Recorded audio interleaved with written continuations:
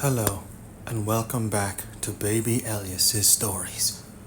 We now return to Blade Runner 2, The Edge of Human, by K.W. Jeter. Chapter 14. Come on, fellas! He gazed around at the empty rooms, the spaces that were silent now, but had held as much of a real life as he'd ever known. We should be just about all packed up now. He and the others, the companions left to him, had done what they could to clean up the blood smeared on the angle of the walls and the remainder of the mess caused by his true love's death. Her second one, Sebastian reminded himself. That made him even sadder, thinking that poor little Pris had to go through all that twice. It wasn't fair. She'd never hurt anyone, or at least not much. Right now, he didn't even know where she was. He hadn't had the heart to pull the batteries from Pris's brain-damaged corpse, shut off the various switches and relays that had kept her moving feebly around. She must have crept away, he thought sadly, out into the zone's rubble, to lie down with the other broken and unfunctional things, debris among debris. Whatever blind spark that had remained inside her would die out in the ashes and rags and splintered, scrappy bones of the world. Colonel Fuzzy and Squeaker Hussar came back over to where they had left him in the sideways apartment. They bent down low, their faces coming close to his. He had to turn his own slightly away to avoid getting poked in the eye by Squeaker's elongated nose. He knew what they were doing, with every sense organ he'd built into them, mainly optical, though the teddy bear's round, fleece-lined ears were more finely tuned than a human's, and Squeaker actually did have some extra olfactory receptors built into that thing. They were trying to assess what condition he was in, physically and mentally. They knew some great tragedy had occurred, devastating every fiber of his being. He felt as though the one appendage he couldn't sacrifice, his heart, had been scooped out of his frail chest. Squeaker and the Colonel were aware that death had visited them in their home. She'd come swaggering in on spike heels, and with a big noise had removed one of their number from the world of the living to that other place where all one's batteries were run down flat and the light behind one's button eyes went out. They were worried and fearful that was where he was going to. It's okay. Sebastian reached up and scratched behind the teddy bear's ears.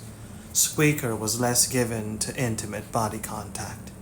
He knew that from him to come this near, the circuits inside the spiked helmet must be in a considerable state of distress.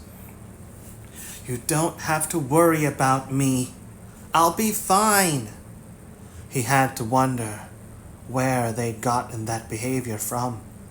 It wasn't anything he'd programmed into them.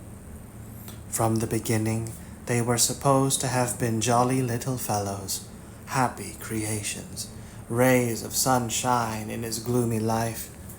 He'd wired in logic paths by which the teddy bear and the toy soldier were able to learn new aspects of their environment and modify their behaviors based on that data, a basic feedback loop. But all this tender-hearted fussing and grooming was something different. Or was it? He'd have to think about that when they got to wherever they were going to next. Squeaker helped strap him into the papoose carrier on Colonel Fuzzy's back, Food and batteries and other survival necessities had already been piled into the drag sling they used for scavenging the welfare drops. "Wait a minute, fellas. I gotta leave a message." The teddy bear, impatient to start traveling before dark set in, stamped its feet. "Just hold your horses," soothed Sebastian. "This'll only take a minute." He had the colonel back up toward the biggest bare wall in the apartment. That would make a nice canvas, he'd decided. Those other folks were so busy and rushed, coming and going and killing other people, that he didn't want to risk having his words overlooked.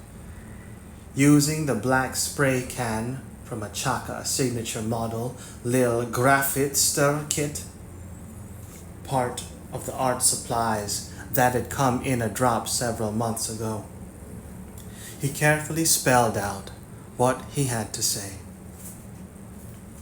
"Dear Mr. Deckard," that was what he'd overheard the woman calling the man.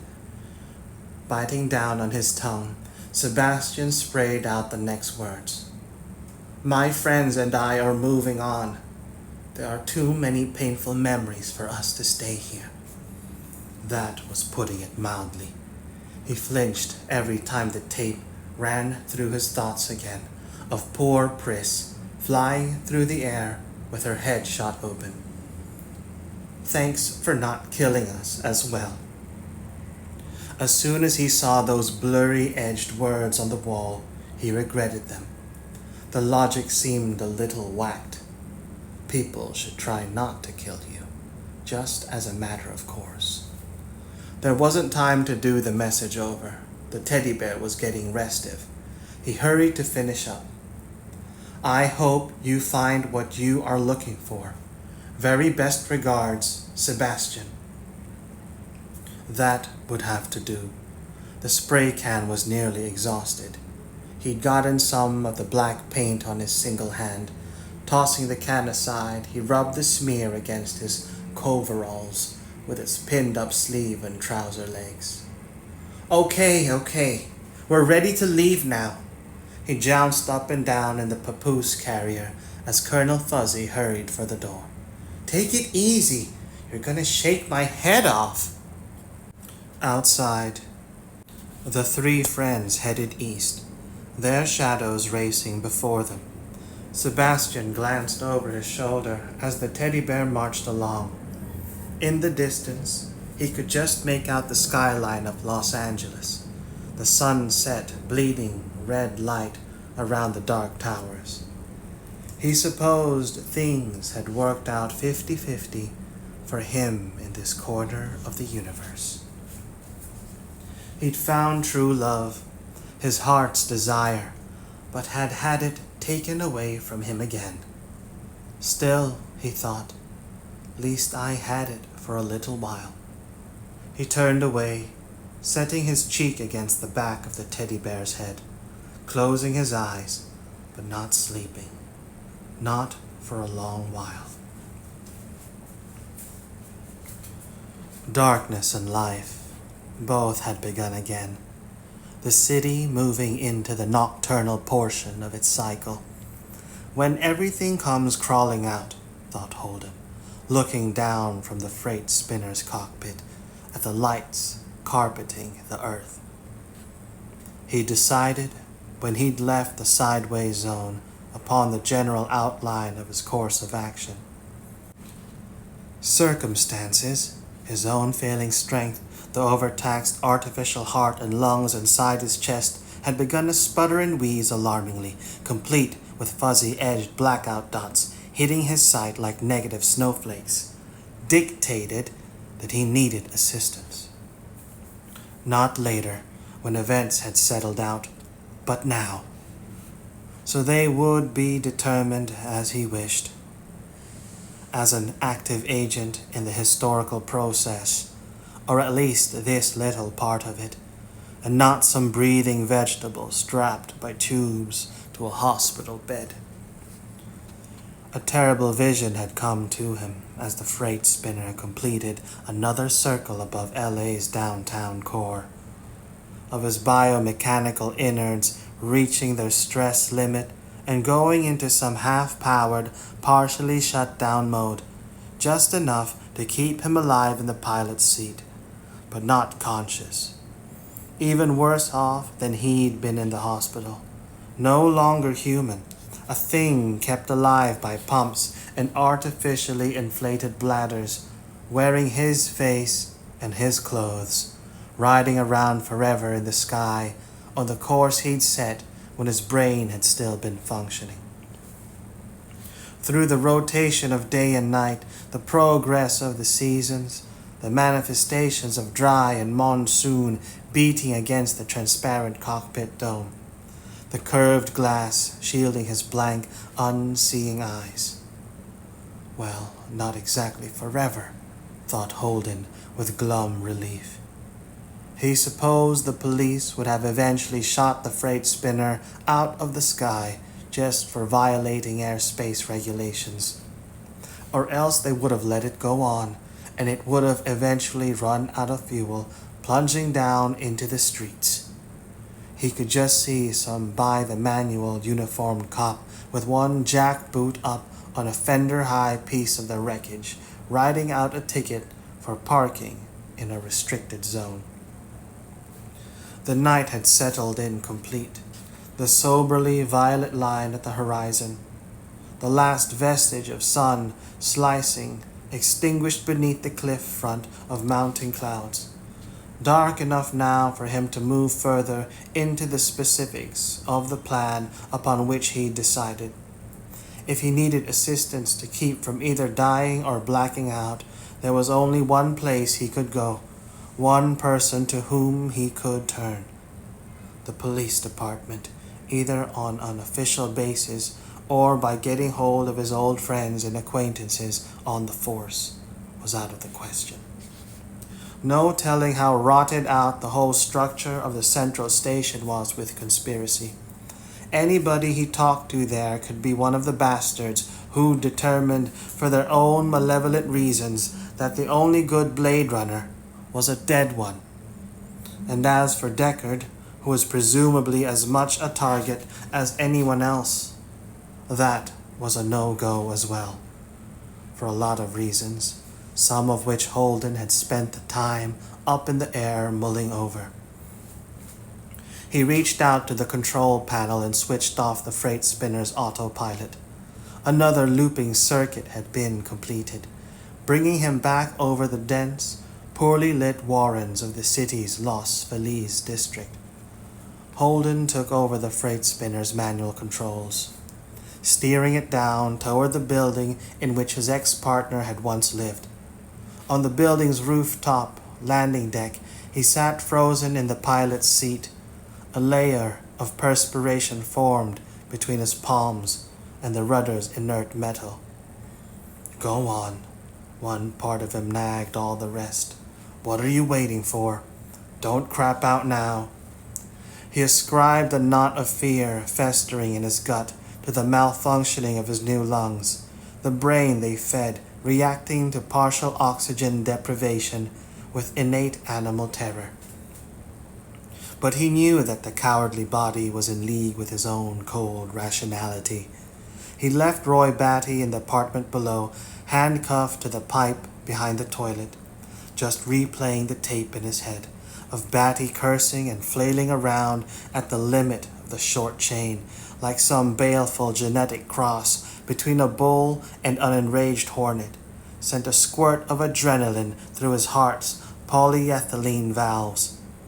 And now he was going to go back in there and tell Batty that the two of them should be pals again? Good luck, whispered a lobe of doubt. Might as well get it over with, his own voice speaking out loud. Holden opened the freight spinner's cockpit and climbed out. In the apartment, a puzzle. The handcuffs were there, bright chrome dangling beneath white porcelain. But Roy Batty was gone. Holden stood up from his kneeling inspection of the cuffs, seeing his own puzzled face in the mirror above the sink. The fluorescent tube's partial spectrum gave the skin of his cheeks and brow an even more death-approaching, cheesy appearance. He got away, thought Holden. He must have, though there was no indication of how.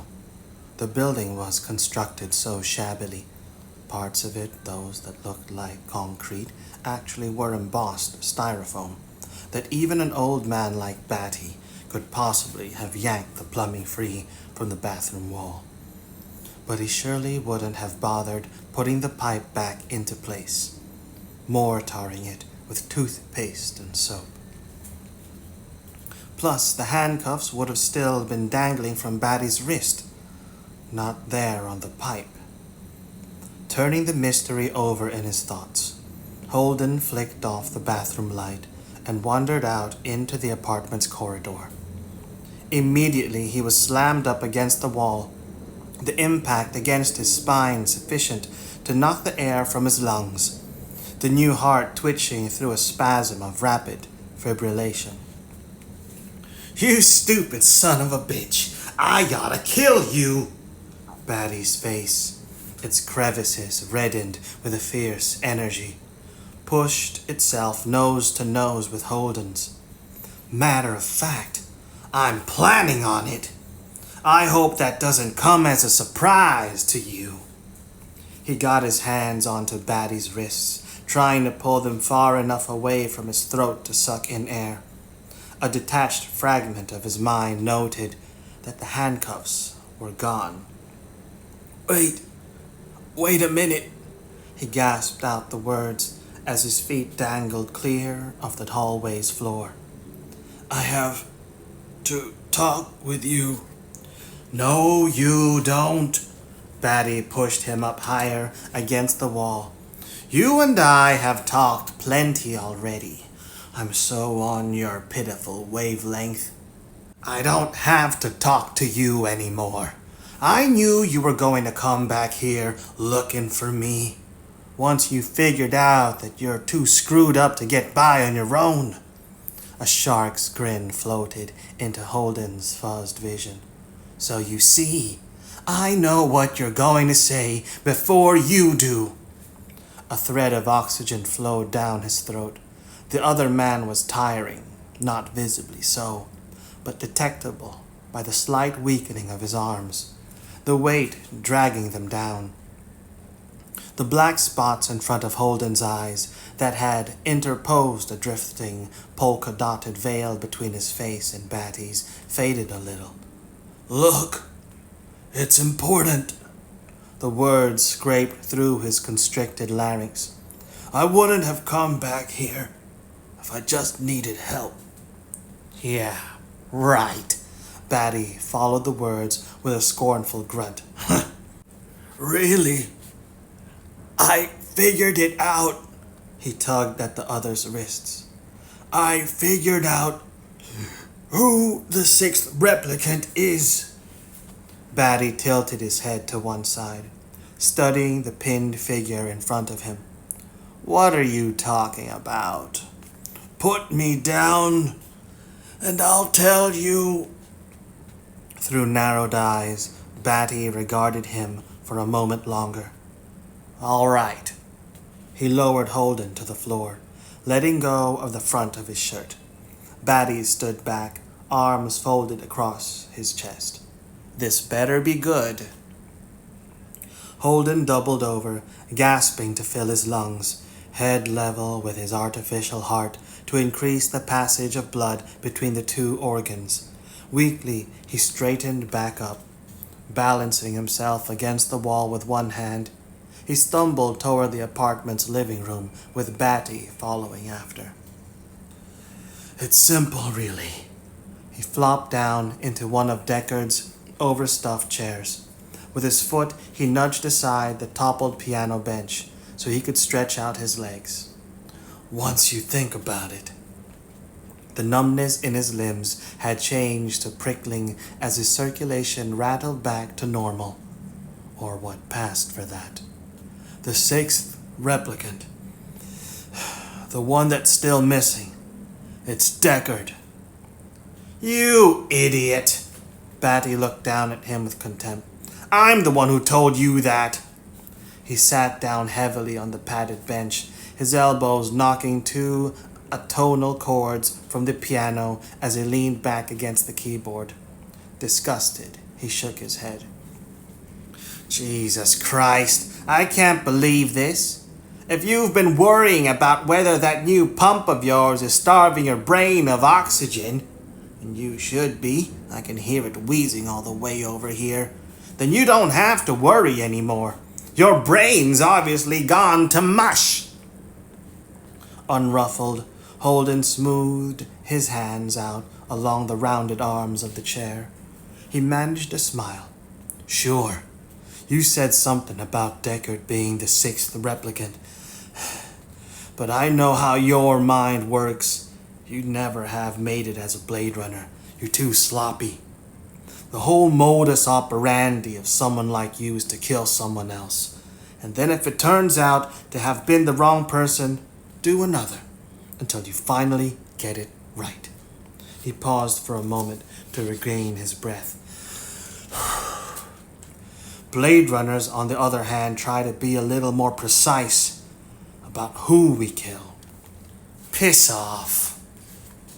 He knew he'd nailed him. Holden leaned forward, relishing the small measure of control he'd gained, the shift of power between himself and the other man. There, you see? It had been worth coming back here, taking the risk just to screw with Batty's mind in the best way possible by feeding his own words back to him, but with a difference. You know I'm right. When you said Deckard was the sixth replicant, that was just an idea you had. You didn't know for sure, did you? Batty shifted uncomfortably on the piano bench, but made no reply. Whereas I can say that Deckard is the sixth replicant, and I can prove it. He leaned back into the deep upholstery in triumph. Go ahead. Batty had reassembled his own composure. I'm listening. There's a safe house apartment out in the sideways world. You know, all that toppled over seismic zone that Deckard and myself and some of the other guys in the Blade Runner unit set up, without any departmental connection. We used it for stakeouts, remote operations, all that sort of thing. That's where I knew Deckard would go, and I was right. Holden forced down a deep breath. After I took care of you, I went out there and found him, talked to him. You should have plugged him, and if you were so friggin' smart, you wouldn't have left me where I could get hold of dental floss and a razor blade. Those handcuffs ain't shit when you know what you're doing. Holden rolled past the comment. At any rate, I didn't get very far with him. I'd figured that between the two of us, he and I could locate the sixth replicant and retire it. But Deckard wouldn't buy into that plan. Turned me down flat. So I left. But I didn't go away. I kept an eye on the place from outside. And sure enough, Deckard had a visitor. A woman. Oh? Batty raised an eyebrow. Young, dark-haired, expensive-looking. Pretty much, he nodded. I figured that it was the one who owns the Tyrell Corporation now. Sarah Tyrell. Good guess. They were both inside the safe house apartment for a while. Then there was a gunshot. Then both Deckard and the woman came out, climbed into a Tyrell Corporation spinner, and flew off. The person who didn't come out of the apartment was this little weird guy who was also there. Used to be one of the corporation's top bioengineers, name of Sebastian. Yeah, I know about him. Big involvement in the design of the Nexus 6 models. I met him when they were putting together the prototypes for the Roy Batty replicant model. That's my whole point. The artificial heart in Holden's chest revved with excitement. Deckard and this Sarah Tyrell iced one of the few people, hell, maybe the only one left, who could identify the Nexus 6 replicants. Why would they do that? unless they wanted to make sure that there wasn't anybody around who could put the finger on the missing sixth replicant. And who'd be more concerned about that than the sixth replicant itself? So it has to be Deckard. All that stuff about him having run off up north, that was all a ruse, an alibi to make it look like he wasn't on the scene down here. But he was, and he was busy taking care of anybody who could identify him, like Bryant. It's obvious. Deckard killed the one guy who'd seen the original escape report from the off-world authorities. After Bryant had already purged the info on him from the police files. Just goes to show what a thorough bastard Deckard is. He's not leaving any loose ends. Batty musingly stroked his chin. Why didn't Deckard kill you out at this safe house apartment? Because I had a gun and he didn't at that time. The Tyrell woman must have brought out the one they shot Sebastian with. Huh. Slowly, Batty nodded. That makes sense, I guess. He gave a shrug. Look, I'm glad you've come around to my way of thinking about this. Thinking? Hell! All right. Batty held both his palms outward. I admit, I operate more on instinct than reason, so sue me.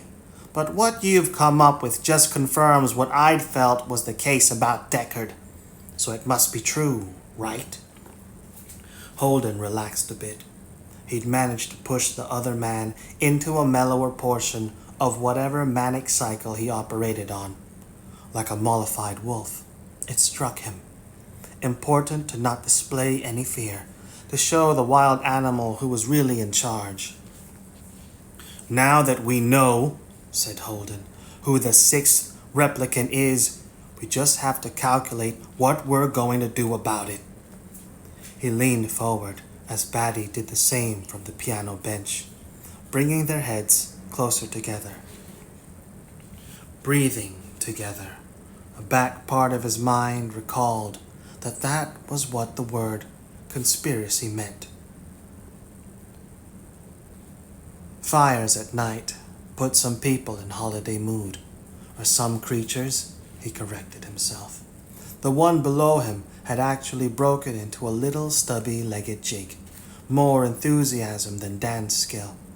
At the sight up ahead, flickering incendiary glow and sparks, threading through mounting columns of smoke. Whoa! Sebastian clung to the teddy bear's neck to keep himself from being jounced out of the papoose carrier. Steady on there, will ya? You're going to make me seasick. Squeaker Hussar had spotted the fires as well. What's that? What's that? He jumped up and down, pointing. What the heckity heck is that, Sebastian? I don't rightly know. A pirate-style brass telescope was packed somewhere in the gear that the animated teddy bear and the toy soldier had been dragging along between them.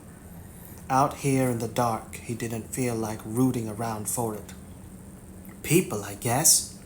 He let himself slip back down into the papoose carrier. A lot of them, actually. I can see their shadows and all. Subdued, Squeaker tilted his nose into the air, as though trying to sniff out the nature of the unseen others. Gotta think! The toy soldier didn't really think, not on a deep analytical level. Sebastian hadn't programmed him for that. But he did a good imitation of the process, something he'd probably picked up from observing his maker. Sebastian knew he'd have to do the thinking for all three of them, as he'd always done before. Not that I ever did such a good job at it. Maybe it was time to give Squeaker and Colonel Fuzzy a crack at these necessary tasks. Once, just a little while ago, he'd done the thinking for a group of 4, counting in Pris. Though even when she'd been alive, really alive, she hadn't been the sort of girl for whom thinking had been a preferred mode of making one's way through the rigors of existence. And all that his thinking had accomplished, at least for her, had been death, utter and final. and his own, inasmuch as he was now a one-limbed, withered husk-like thing, the core of his life having been extinguished along with Priss's feverish, constantly scanning red eyes. A toy soldier with a Pinocchio nose couldn't screw it up any worse. He waited, but Squeaker didn't say anything more. Colonel Fuzzy looked over its shoulder at him, the expression held in its button eyes apprehensive. "Okay," he sighed, aware that they were depending upon him. "Let's figure it out. Out here at night, the things you gotta be afraid of are the ones you can't see, right?" The teddy bear and the toy soldier nodded. "These folks, whoever they are," he pointed to the radiant distance with his one hand, "they don't seem to care if we see 'em. I mean, they built those fires and stuff, so it seems only logical that we shouldn't be afraid of them. You follow?" "Maybe they're savages." Eyes wide, Squeaker had already spooked himself. "Cannibals!" "Oh, shoot. That's only in bad movies. Post-apocalypse. Tutti frutti jive." Sebastian had found his own logic convincing enough. He urged Colonel Fuzzy forward. "Come on, let's go check 'em out. Maybe they got a barbecue going. Welfare weenies and marshmallows. You guys like that, don't you?" They didn't actually eat, but they enjoyed using their ceremonial dress swords to hold things in the flames. That notion motivated his companions. They left their supplies, food and water and batteries, tucked into a crevice they'd be able to find later. Clambering over the flank of the Nutra-derived retail pavilion, they made their way toward the fires. Even before they could clearly make out the human figures, they heard the single raised voice, loud and stentorian. Colonel Fuzzy's round ears twitched at either side of his head. Squeaker looked genuinely perplexed. "Sounds like church." The toy soldier's notion were derived from old televangelical broadcasts. But he was right. It did sound like that.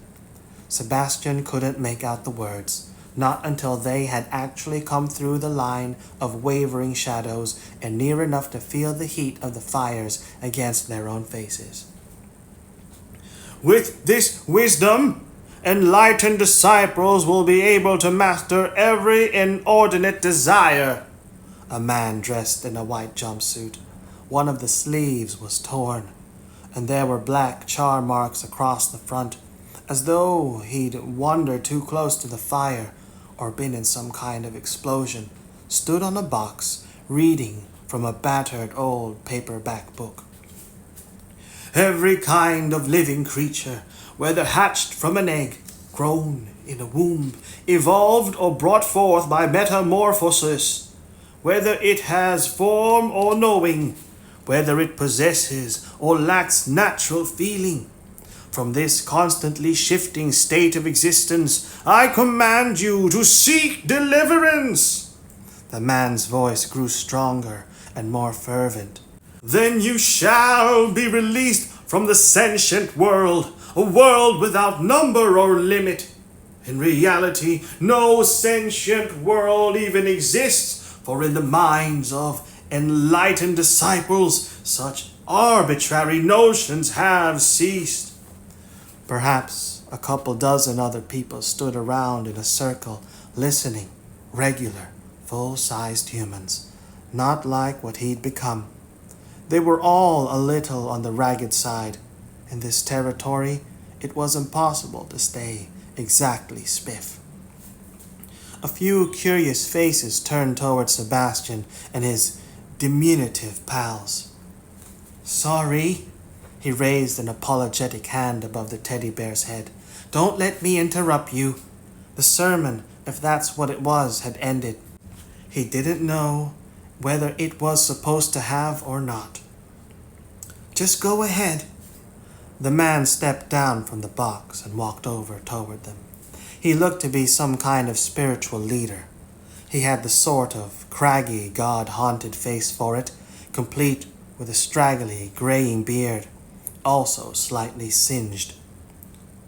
"Have you come to roust us?" The evidently holy man leaned down to peer into Sebastian's face. "Perhaps you are an advanced scout of the law enforcement agencies, specifically those in charge of stamping out heresies such as represented by our little group. Would that be the case?" No. He shrank back from the other's piercing gaze. We're more like private individual types. "I see." The man straightened back up. A number of the others had collected behind him, following the discourse. A sigh came from their leader. "In some ways, many ways, that's a pity. Inasmuch as the doctrines of our faith invite martyrdom, the final sacrament as it were, without which many of our activities, if not all, seem to be in vain." Well, he didn't know what to say. You gotta hang in there, I suppose. Easy for you to say. "Come here." The bearded leader took one of Colonel Fuzzy's mitten-like paws, as though it were an actual extension of Sebastian's body, and led him toward the center of the circle of fires, where the rest of the people were. He shifted uneasily in the papoose carrier, aware of having become the focus of their attention. "That is the purpose of our gatherings out in the open air, in fields and pastures, as it were. Similar to the early free thinkers, those who had rejected the wicked doctrines of the ruling elites of their time, though, of course, wickedness is an eternal thing. The great deceiver merely shifting from behind one mask to another."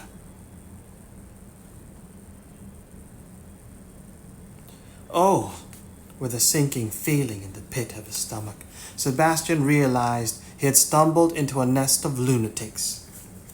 Just my luck, he thought glumly. When things started going bad for you, they went on that way for a long time. That was the real nature of the universe. "The better to oppress the righteous." The leader sank into the ongoing currents of his own thoughts.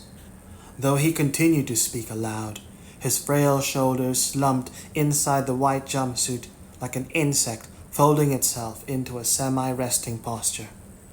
"Though in reality, the masked one, the deceiver and oppressor, does the righteous a service through its cruelty. A paradox, inasmuch as it is only through the experience of oppression, of suffering, that one becomes human. Through suffering, one becomes the object of compassion. You know all this, don't you? That is how the one who sees only suffering, the eye of compassion, becomes aware of your existence.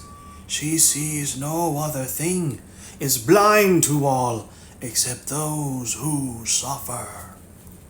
The leader ran, elongated, skeletal fingers through his beard, the undertones of his voice skewing toward the speculative. "Once, humans such as us, suffered. That was the bread and salt of our existence. That was a long time ago. Now we have become that which causes suffering, not on an individual basis, but as a species. We have become one of the masks behind which the great deceiver and oppressor manifests itself in this universe. The question then becomes..." One of the others, a young man, hollow-cheeked and febrile, stood nearby, transcribing the leader's words into an old-fashioned manual stenopad. "Whether the masked one, by causing suffering, acts as necessary precursive agent of its compassionate opposite." The bearded man looked round from the corner of his eye. The glance and its accompanying expectant silence made Sebastian nervous. "I wouldn't know." He tightened the hold of his forearm around Colonel Fuzzy's shoulder. Are you sure? The leader inquired hopefully. That you're not with the police? Positive. Well, we shall hang in there as you advise, for the sake of those more human than us, those blessed ones. It suddenly dawned on him who these people were. Hell's bells, thought Sebastian. They're rep simps. He'd heard rumors, before he'd first come out to the sideways world, that certain congregations of the true believers frequented the zone. Living a basically reclusive life, he hadn't encountered them before. Look, it seems to me that you're going about it all wrong. He could afford to be helpful. He had nothing against them.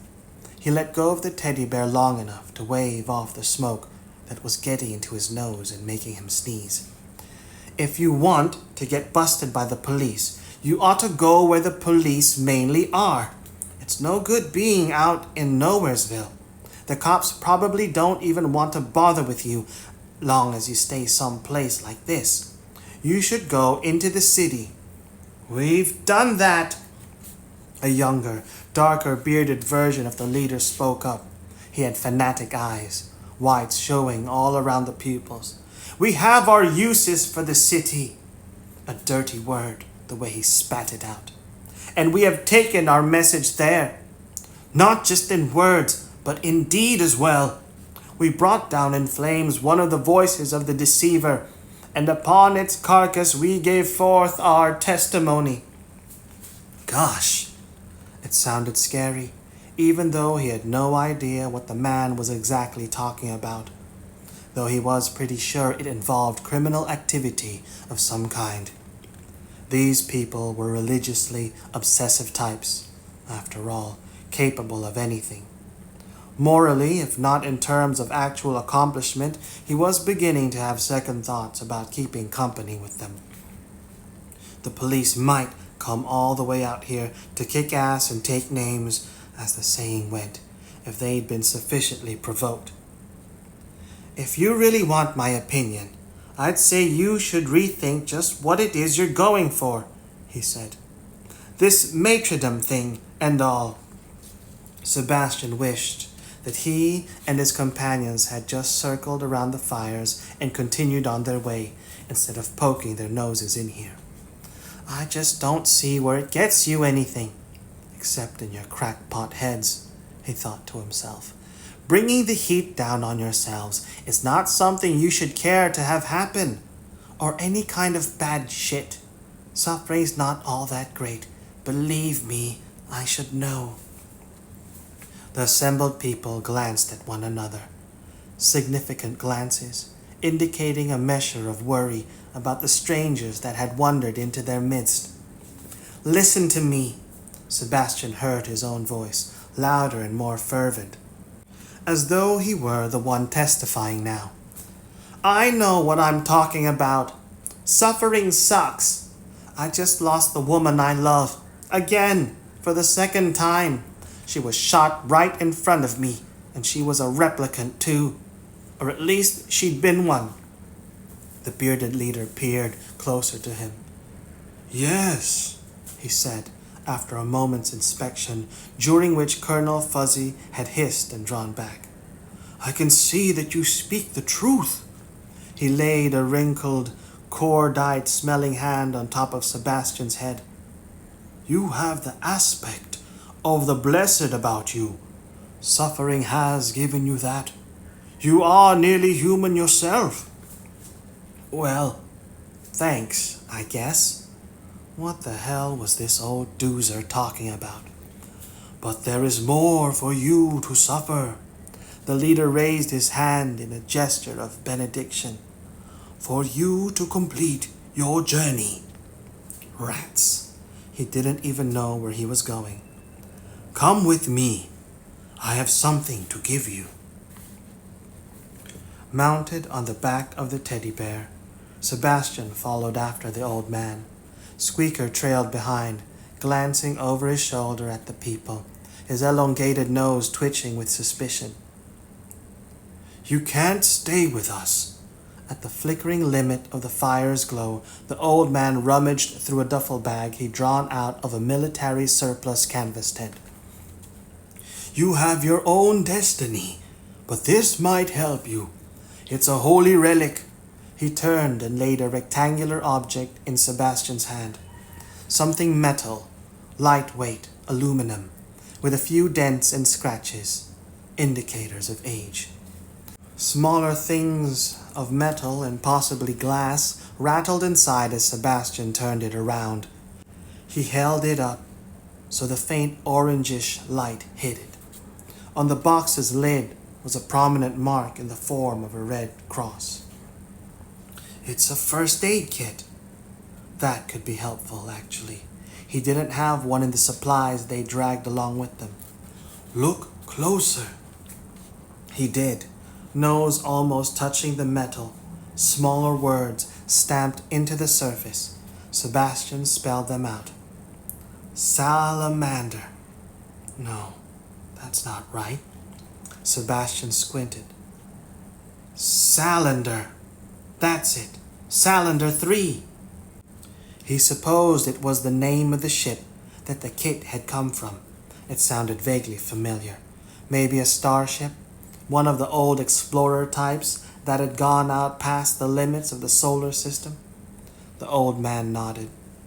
I was there when it came back to us, bearing its message, written in the eyes of its dead. The gray-streaked beard lifted from the front of the jumpsuit as he raised his eyes to the night sky. They were the first to know what all shall know someday. They traveled and returned. They saw and brought back the message. What message? For a moment it seemed as if the leader hadn't heard him. Of our damnation, he spoke at last, or our salvation. He turned a wan smile on the figures before him. We're still not quite sure yet. Maybe you should work on that, thought Sebastian. He didn't look up at the old man, but concentrated on fiddling with the metal box. There is one who knows. The bearded leader's voice drifted into deep musing. One who should know, who must know, but may not even know that she does. That doesn't sound too smart. The box's catch was rusted tight. Sebastian frowned at it. She was but a child, the old man spoke softly, when the revelations were made. A child in the stars, a little girl. Poor thing. He shook his head. The things she must have seen, that she could not understand. Perhaps it was best that she couldn't. Her mother and father helped carry their coffins from the ship. They died from too much knowledge, too much of the light. Knowledge, huh? Sebastian wedged the box against the rim of the papoose carrier and jabbed his thumb at it. What about? That way in which things change, in which they become other than what they were. The old man lifted his rheumy gaze toward the sky. That which was human shall not be, and that which was not. His voice sank to a whisper before he turned and looked again at Sebastian with a wan smile. It's all very confusing. Perhaps she will remember one day. Those things she saw as a child, the revelations, that which she has forgotten, and then she will tell us of them. Sebastian didn't bother asking who she might be. He had finally managed to pry the first aid kit's lid open. The various little bottles and ampules, simple disinfectants and antibiotics, looked dried up and innocuous. He supposed there wasn't much risk in carrying the thing around, and he didn't want to hurt the old man's feelings. Thanks. He snapped the lid shut and held up the box. For this and all. Go in peace. Back where they had left their things, He had Squeaker stow the box away in the wrapped-up supplies. The rep simp's distant fires had died down, leaving Squeaker to redo the bungee cords by starlight. Not much of it. Sebastian looked up and saw the blunt fingers of silver-tinged clouds moving eastward. He wondered what that meant.